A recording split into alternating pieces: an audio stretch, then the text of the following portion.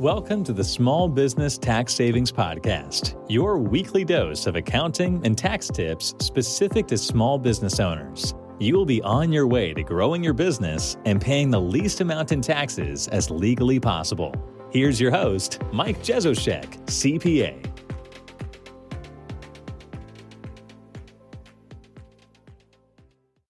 Hello and welcome back to another episode. Today we are continuing our real estate series and today's topic is how are short-term rentals taxed? Now I know we've been talking a lot about real estate the last couple weeks and you might be thinking, well, Mike, this is a small business podcast. Why are we talking about real estate? And that's a key thing that I want to let you know is that real estate is so much different oftentimes when it comes to how things are deducted and everything compared to businesses.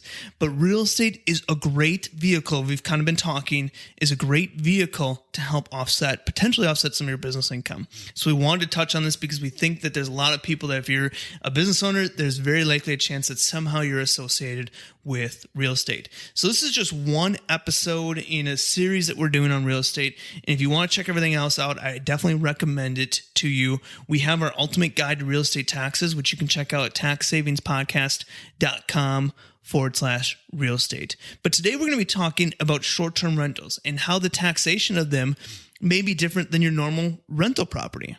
But before we get started on that, let's also remember that if you rent your personal residence for 14 days or less throughout the year, that's not taxable income to you.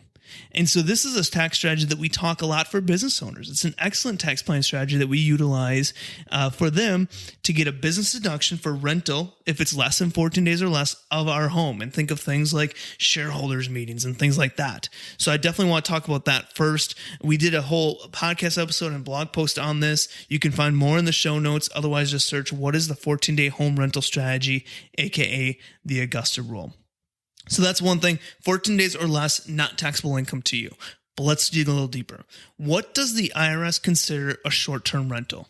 Generally stating, the IRS looks at a short-term rental as one that has an average rental day of 7 or less.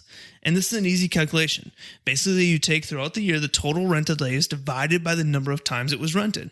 So for example, if you rented out your property 25 times during the tax year for a total of 150 days, your average rental would be 6 days. 150 total days divided by 25 rental times equals 6 days. So the IRS, generally stating, looks at a short-term rental as one that has an average rental period of 7 days or less.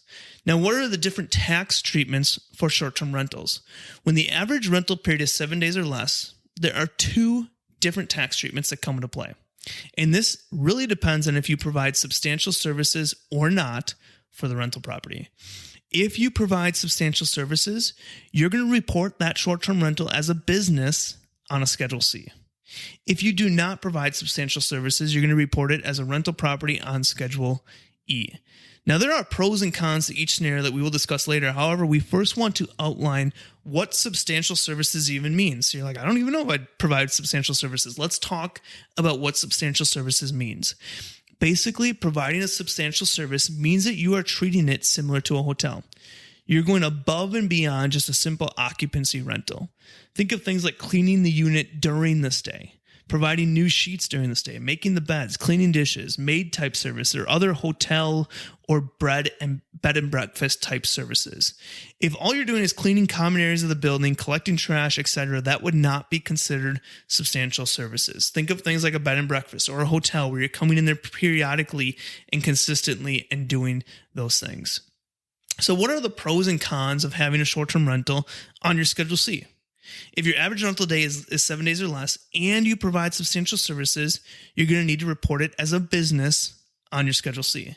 The bad thing about this is that if it produces a profit, that's going to be subject to self-employment taxes. However, you would also be able to use a 20% 199A tax deduction, assuming the other qualifications are met. The good thing about this is that if it produces a loss, you can use that to offset other business income or ordinary income if you do not have any other business income if you materially participate in the activity. An S corporation may make sense if you fall in this area and the property is producing a significant amount of profit. You want to be careful here, though, and ensure that you're doing the right thing, as this is one of the only or few areas where we see an S corp make sense with a rental property per se. So you might want to check that out if this short-term rental is providing significant profit. Let's flip the switch and say, what are the pros and cons of having short-term rental on Schedule E? If your average rental is 7 days or less and you do not provide substantial services, you would report that on a Schedule E. And one thing to note is that even though it is a rental property, since it is short-term, the IRS does not qualify it or classify it as a rental activity, and thus it's not considered passive. The good thing about this is that it's not subject to self-employment taxes. But since it's not a passive activity, it does not qualify for your typical passive loss rules. This means it does not qualify for the $25,000 active real estate investor rental loss break that we talked about a couple episodes. It does not produce material participation hours to be used to become a real estate professional, and it cannot be grouped with other long-term rentals. However, the great thing about them is that if you are able to prove that you materially participate in the activity, you are able to claim any losses against non-passive income. This is business income, W-2 income, etc. To materially participate, there are 7 tests that you can meet, but the most common we see are the main three ones. Number 1 is you participated in an activity for more than 500 hours. Your participation, number 2 is your participation was substantially all the participation in the activity of all individuals for the tax year, including non-owner participation. And option number 3 is you participated in the activity for more than 100 hours during the tax year, and you participated at least as much as any other individual. The final piece here is important. Most rental activity losses you cannot apply against regular ordinary income except for short-term rentals, as long as you materially participate. So you're going to want to think about this into a planning opportunity. We talked about in a previous episode, we talked about active real estate investor. We talked about real estate professional. Those are opportunities where you can apply, utilizing those, you can apply real estate losses. But with a short-term rental, you can also have the opportunity to not have to qualify as a real estate professional, but if you qualify as a short-term rental and you materially participate, you're able to offset some of that W-2 income, some of that other ordinary type income. So this is a great planning opportunity, especially if it's going to be providing losses. Now, one final thing to think about is that if you use this property for personal use, there's going to be other rules that come into play that you're going to want to look into and research more. We talk about that on our tax minimization program as well. So let's do a quick summary. The IRS considers a short-term rental is one that has an average rental days of 7 days or less. Now, there's a couple different tax treatments of short-term rentals, if you provide substantial services or not. Substantial services, think of it as like a hotel or a bed and breakfast where you're just continually making the beds every day, providing sheets, doing regular cleaning throughout the stay, versus non-substantial services. Would you clean it when the person leaves or something like that. If you provide substantial services, you're going to report this as a business on a Schedule C. Now, the big downfall to this is that if you produce a profit, it's going to be subject to self-employment taxes. But you are able to use that income then to offset other income of yours, including ordinary income, if you materially participate. And if you have a short-term rental that's creating big profits because you don't have depreciation, or if you used up all your depreciation and it's on your Schedule C because you provide substantial services, you may want to look into an S corporation. That might be an option for you. But if you have a short-term rental of 7 days or less and you do not provide substantial services, you're going to report it on a Schedule E. Now, the one thing is that although it's a rental property, the IRS does not classify it as rental activity. And because of that, it's not considered passive. So the good thing there is it's not subject to self-employment taxes. The bad thing is by not being considered passive, that $25,000 for an active real estate investor doesn't qualify under that. The hours and activity you put into it does not produce material participation hours if you want to become a real estate professional, and it cannot be grouped with other long-term rentals. So that's the downfall to it. But the great thing about this is that if you can prove that you materially participated in it, you can claim any losses that you have from your short-term rental against other non-passive income, business, W-2, etc. Now, when we talk about this materially participation, there's 7 tests that the IRS has, but the 2 most common that we see most often is number 1, you participate in the activity for more than 500 hours for the tax year. So more than 500 hours materially participated. Number 2 is that you participated in the activity for more than 100 hours during the tax year, plus you participated at least as much as any other individual, including non-owners. So those are the two that we see people most commonly use. So again, this is a great opportunity, if it makes sense in your scenario, where you can use a short-term rental loss to offset other types of income as long as you materially participate and everything lines up.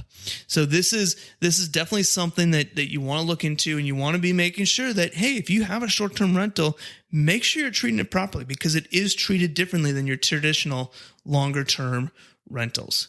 Now, again, this is just one episode in a whole series that we're doing on real estate. If you haven't checked out our other ones, or you want to check out future ones, you can go and grab our ultimate guide to real estate taxes. You can go to taxsavingspodcast.com/real estate to access that.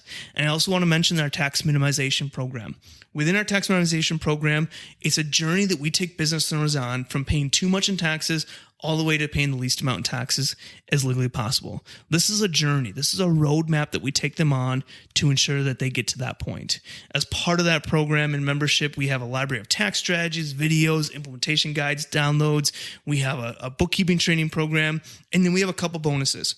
One of my favorite is our Ask a Pro, which gives you unlimited email access to our team for those general accounting and tax questions. So kind of think of it like having an accountant in your back pocket. We're here to answer these questions along this journey for you.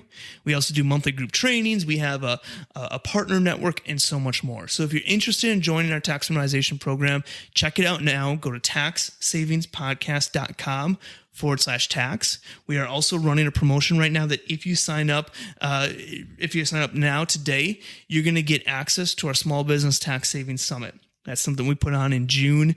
This June, it was a 2-day virtual event. We have all the recordings in there. So you get access to our 2022 Small Business Tax Savings Summit recordings if you sign up. So again, you can check that out at www.taxsavingspodcast.com/tax. I want to thank you again for listening to another episode. We're going to continue. We have just a couple more episodes and a guest that we're going to be talking about real estate to kind of bring all of these ideas home for us. And so we're going to be, we have a couple more episodes left for that.